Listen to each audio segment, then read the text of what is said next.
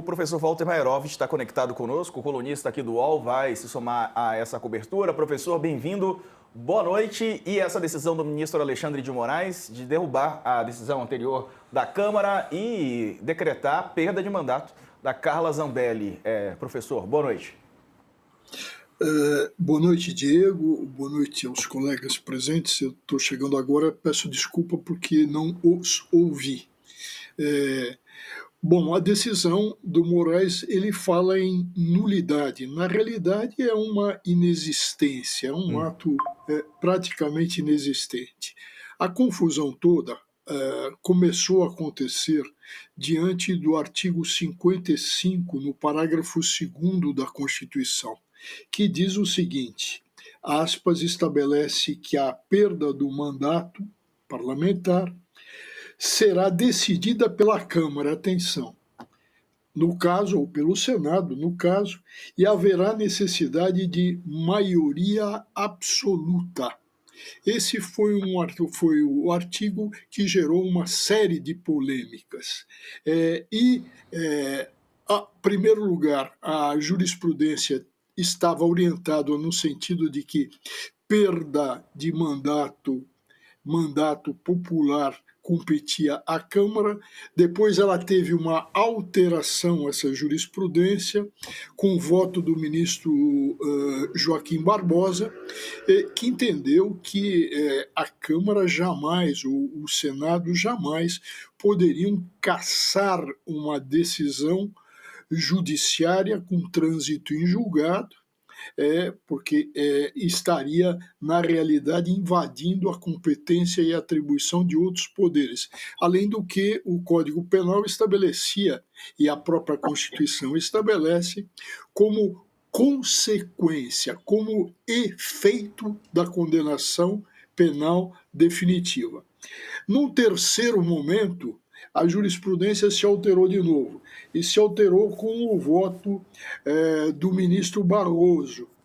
O ministro Barroso fez a seguinte colocação. Em penas elevadas, e a da Zambelli é de 10 anos, o que acontece?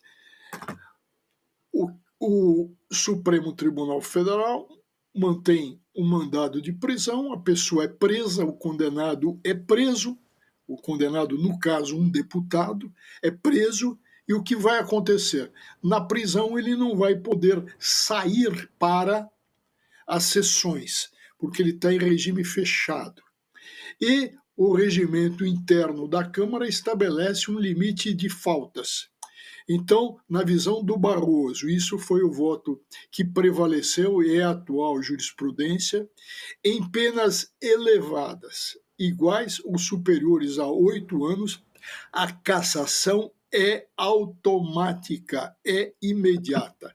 Ora, se a cassação é imediata, essa é a jurisprudência, bem agiu o Moraes ao anular, ele deveria decretar até a inexistência desse ato, mas anulou um ato evidentemente arbitrário. Não só arbitrário, como eticamente desmoralizante à Câmara.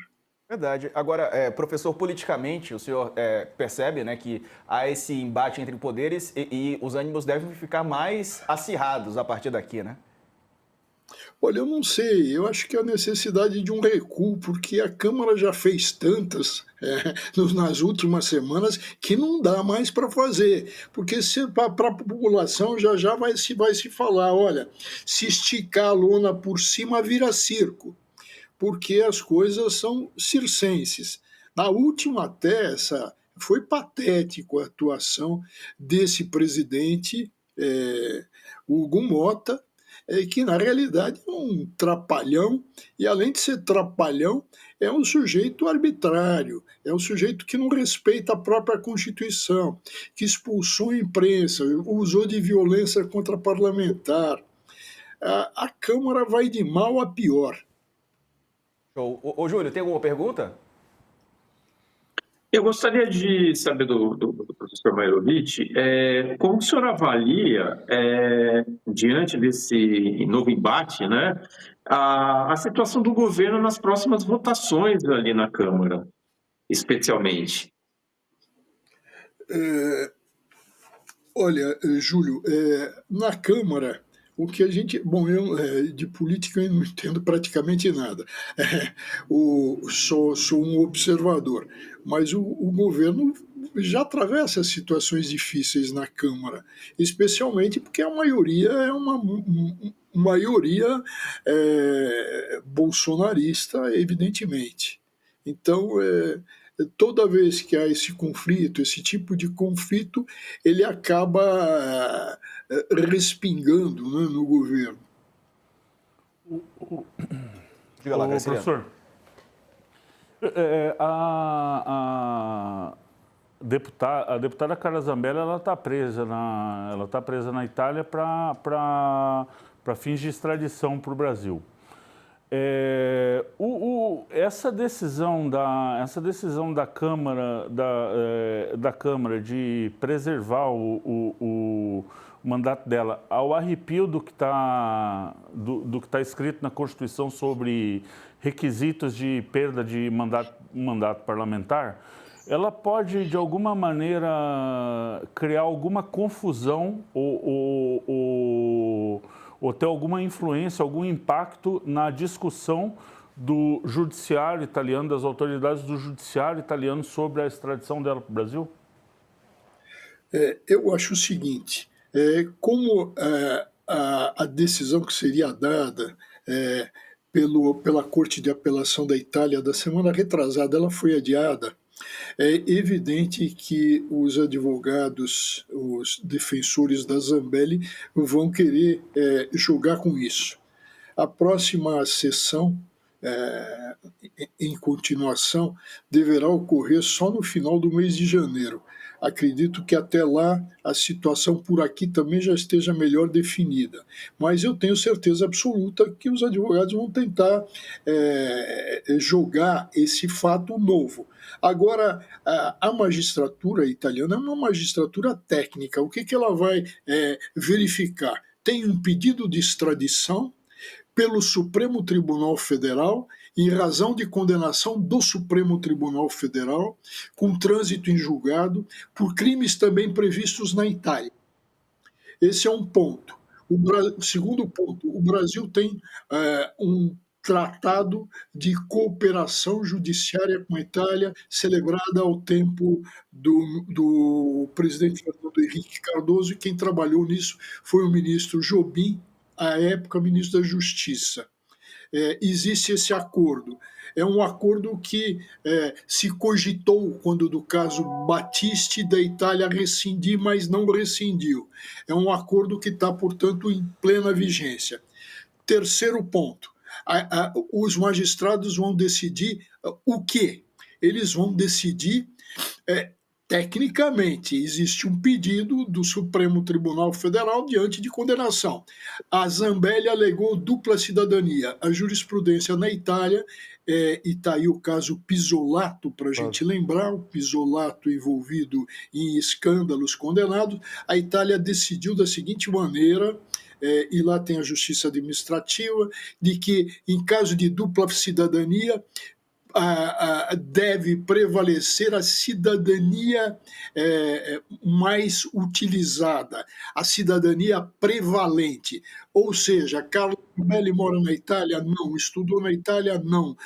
Tem atividade na Itália? Não. Então, qual é a cidadania prevalente dela? É a brasileira. Então, em razão desses 3 pontos, eu acho que pode espernear à vontade nessa fase que a justiça italiana vai determinar a extradição. Agora o ponto importante. Ao contrário do Brasil, atenção, ao contrário do Brasil e ao contrário dos Estados Unidos, ao contrário do Brasil, o que decide a Itália, e aí da mesma linha dos Estados Unidos, decide que a palavra final, atenção, a palavra final sobre extradição é da chefe de governo, ou seja, da primeira-ministra Meloni, Giorgia Meloni. Então, e o que é a Giorgia Meloni? A Giorgia Meloni é uma direitista alinhada aí com o direitismo internacional, ela é uma das lideranças junto com a Le Pen francesa. Será que ela vai, de alguma forma, intervir nisso e negar a extradição? Não me parece. Por quê? Porque ela está enroladíssima na Itália. E por que ela está enroladíssima na Itália? Porque ela não cumpriu um mandado internacional de prisão do Tribunal Penal Internacional por violação a direitos humanos, isso com relação ao chefe da polícia da Líbia, que foi preso na Itália, está condenado pelo PPI, Perdão. e a Meloni não deu e a Meloni emprestou a mão para ele ir embora para a Líbia. Então, acho que ela não vai se meter numa segunda confusão. Ia te perguntar sobre duas coisas. O Alexandre de Moraes, ele remeteu esse assunto para a primeira turma, certo? Amanhã de manhã vai haver uma decisão. E sobre um caso semelhante, que também vai ser analisado pelos deputados, que é do deputado Alexandre Ramagem, né? Que tem uma situação também de condenação e que os deputados vão decidir, né? E havia expectativa de algo semelhante ao caso Zambelli. Sim, a situação é igual, né? O Supremo Tribunal Federal até já comunicou, já participou, porque já transitou em julgado. E quando transita em julgado, essa comunicação é obrigatória. Já foi feita a comunicação com relação ao Ramagem. Agora, algo preocupante com relação a ele. Esse monstrengo que foi feito pelo Paulinho da Força, e que acabou aprovado pela Câmara, é um monstrengo legislativo. Se a gente pensar em Ramagem, nesse monstrengo legislativo, o Ramagem fica com prisão semiaberta. Como não tem estabelecimento adequado, ele pode pegar e se voltar ao quê? Uma prisão domiciliar. Quem se posicionou agora há pouco foi o líder do PL, o deputado Sóstenes Cavalcante. Ele usou as redes sociais para se manifestar. Vamos ver a postagem do Sóstenes. Ele escreveu: o ditador psicopata que hoje manda nos três poderes voltou a atacar. Quando o ministro anula a decisão soberana da Câmara e derruba o voto popular, isso deixa de ser justiça e vira abuso absoluto de poder. O Brasil viu um ato de usurpação institucional, um homem passando por cima do parlamento e da vontade do povo. Isso fere a democracia no seu coração. Se o sistema não gosta do eleito, ele tenta destituí-lo ou destruí-lo, melhor, no tapetão. Mas não vamos aceitar viver sob medo. O parlamento não será reduzido a enfeite. Vamos existir no plenário, nas comissões e diante da nação. O poder pertence ao povo brasileiro, não a um ministro que age como dono da República. Somos todos Carla Zambelli, escreveu Sóstenes Cavalcante. Bom, disse que chamou o Moraes de, ditador psicopata, o professor Maierovitch. Veja, totalmente fora de propósito. Qual é o objetivo maior do Supremo Tribunal Federal? É defender a Constituição. Está em jogo, nesse caso, o quê? A Constituição. Ele decidiu bem, até porque a Câmara não cumpriu o que deveria fazer, ou seja, a cassação automática do mandato. A gente tem que fazer uma separação. A Câmara aprecia o quê? O mandato. É uma decorrência. E agora, então, a Carla Zambelli, a Câmara, ela continua condenada? Continua condenada. A Câmara não derruba a decisão condenatória. Ela continua com a pena de 10 anos? Continua com a pena de 10 anos. Os fatos foram graves, analisados no devido processo? Sim. O que esse sujeito pretende?